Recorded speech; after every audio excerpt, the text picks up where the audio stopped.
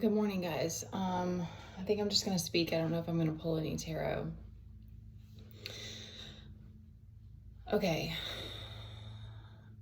This is kind of what's coming to me, or what's been kind of culminating in my mind, body, etc.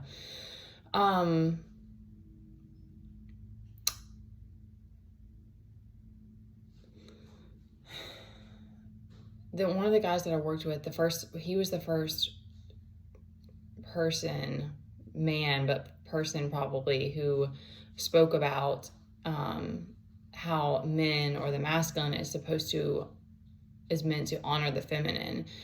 And since somewhere around that point, I started doing more research on these dynamics and like polarity and these different things in relationships. But the culture that even myself too, we grew up in, was like one of narcissism and codependency. So,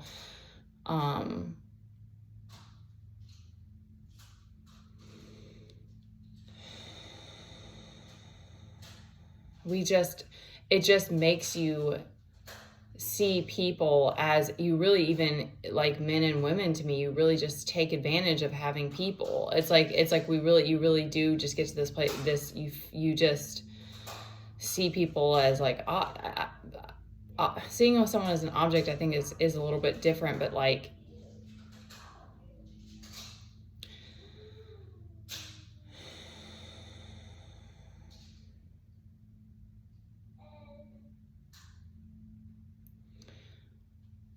so one of the common, a particular like facet of the feminine is this need for clarity.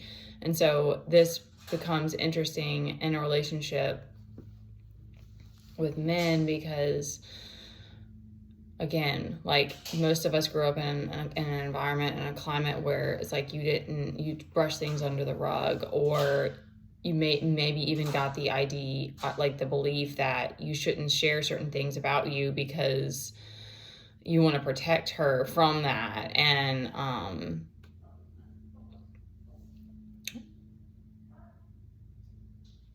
once a woman like chooses to try to sync up with her higher self and with God and the divine, and takes the solo path, it changes her so much as a person. And it's the same for men, of course, but what you start to see is that there is this dynamic where men need the feminine energy as a guide.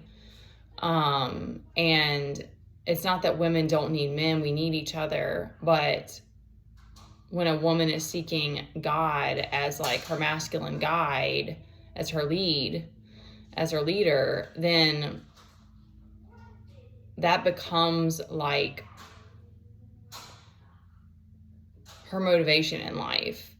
And I don't know I can't speak for a man, because I don't know what it's like for a man when he chooses God. Like that's then his guide as well. But I do think that then he starts to shift his perspective and understand that women are a gift or a blessing. Of course, if I'm in a karmic energy and I'm just anybody in a karmic energy, when we're just using each other, that's unhealthy. But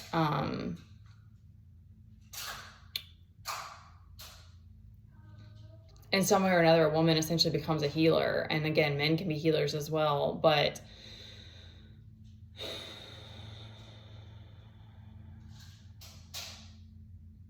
it's interesting because I'm thinking about it of like, like wanting to be,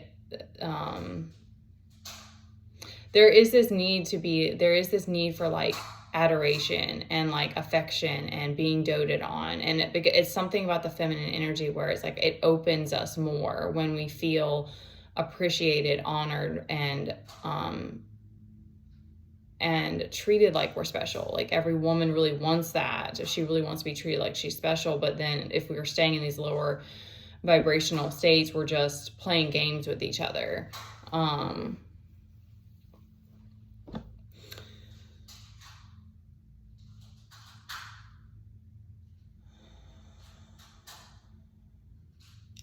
So anyone who chooses to sync up with their higher self, it's going to change you, and it's going to continue to change you, because there's so many things that you've had to go through on your own when you could have used somebody, or when you really could have leaned on someone, and it just makes you this this kind of warrior in a way. And so you just get to this place of like, you realize how it's like, well, I've made it through all these tests and these trials alone, and you're like, so I don't just need anybody. And you also start to see that, like, it's not just that, it's that God even, and the universe even, like, won't allow certain people around you and stuff. Like, it gets crazy. And so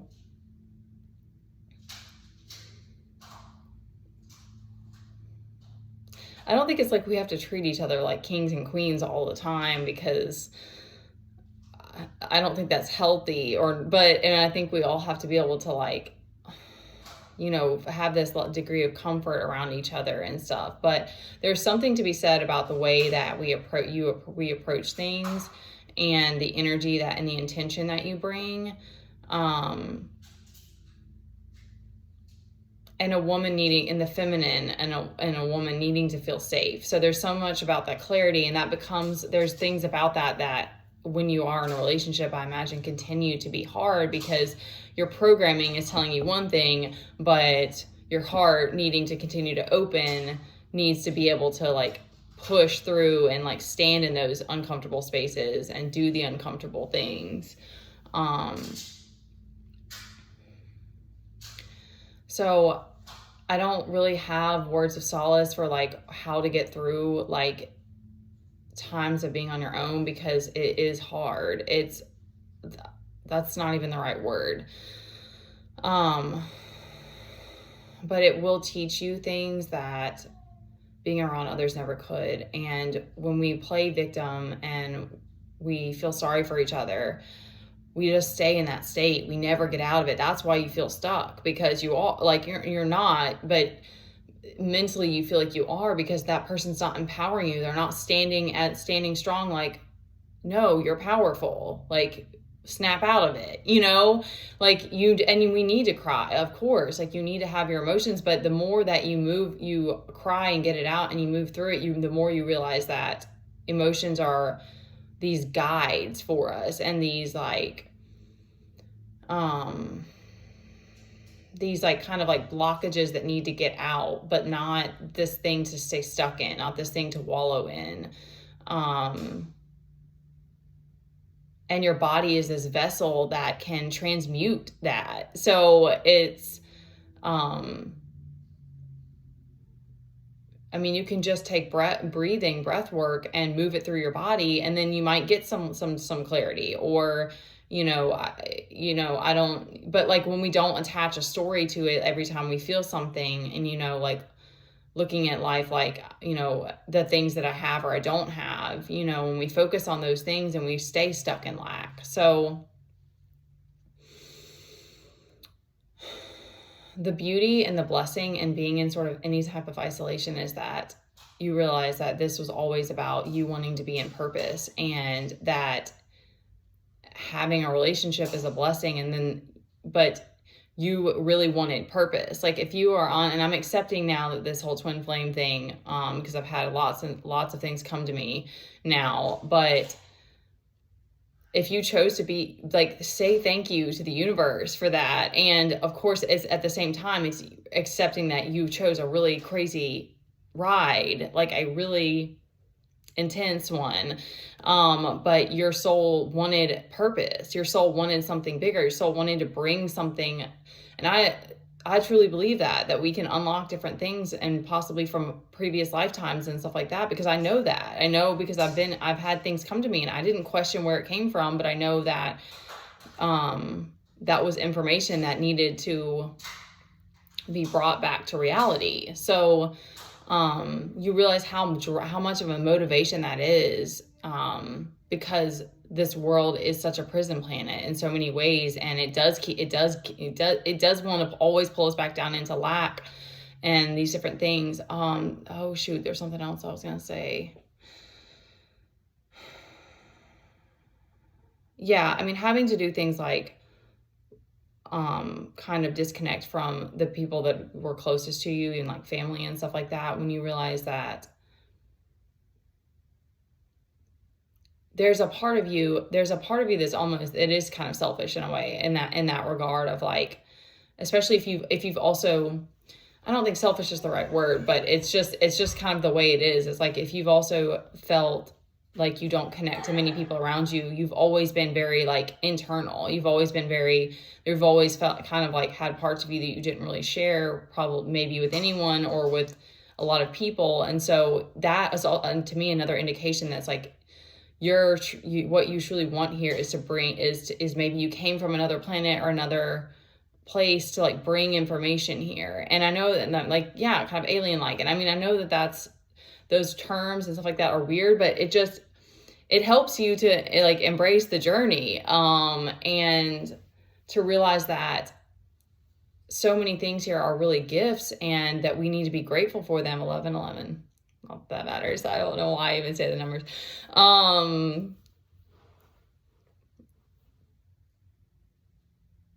So that you can continue to pull yourself out of those low places and come back, because there's nothing, purpose is like the biggest driver that you can have on this earth. I think love too. I do think that love, but like love is a purpose to spread and to share your love with others, but not to attach it to one thing. Because that's when we start to create these stories and these fantasies, and then we make ourselves, we break our own hearts. And I do think that there's purpose in all of it. Like you'll see the way that things happen in a certain way, because it's like that was another like expansion for you. But it's just that sometimes expansions are painful, activations, whatever you want to call them.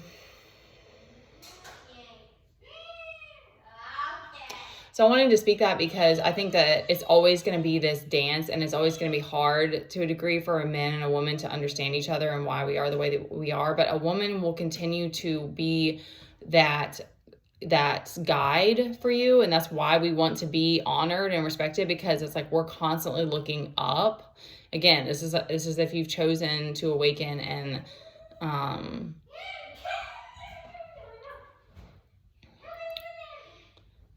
okay, the words are leaving me now.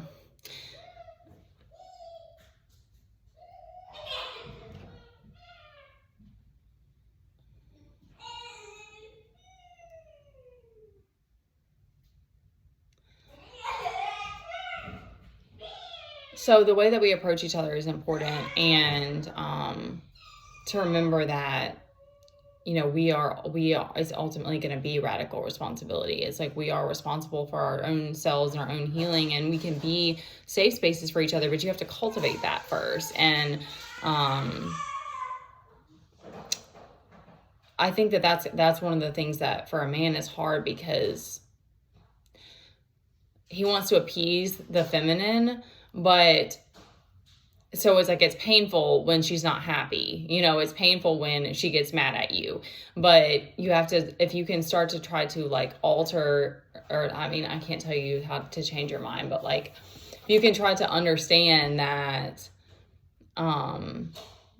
it's because she's constantly looking up. She's constantly seeing you as this better version, as this God, as this best version of yourself. And so that's your goal in life, is to continue to grow and ascend once you link up with your higher self. And then I think that the things that we get through meditation, like the downloads and like getting new information and new gifts and these certain things, that's like the payback. Like those are the things that are the blessing, because God knows it's like, okay, this person really wants purpose. They really want to do these things to get back. So he's like, I'm going to give you this, and then you can share it.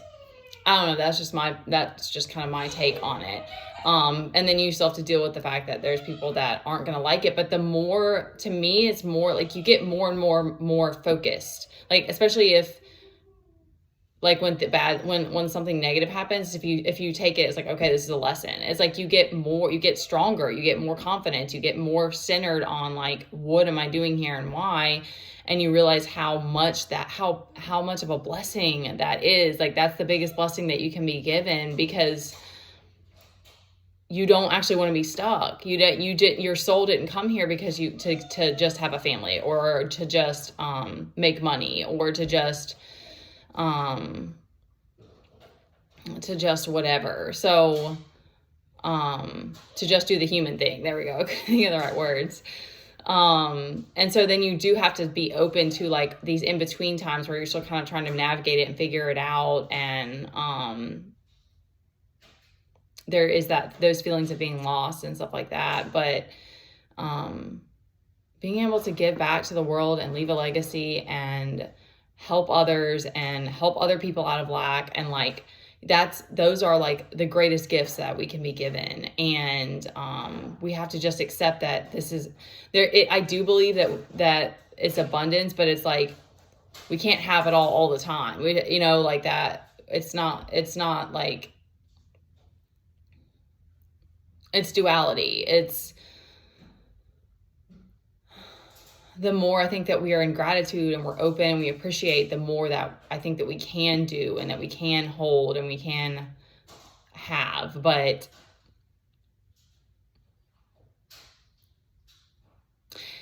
it just, okay, I'm going to stop because I know I've been talking for a long time. It just, your perspective shifts, because like once you're not in lack, okay, thank you.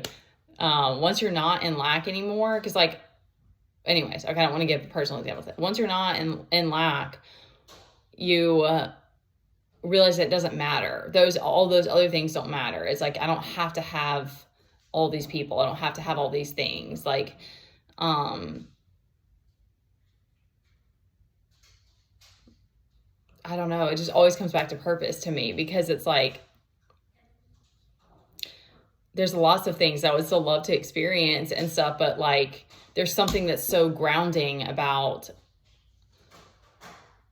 not being in a space of lack and being just in gratitude in the moment.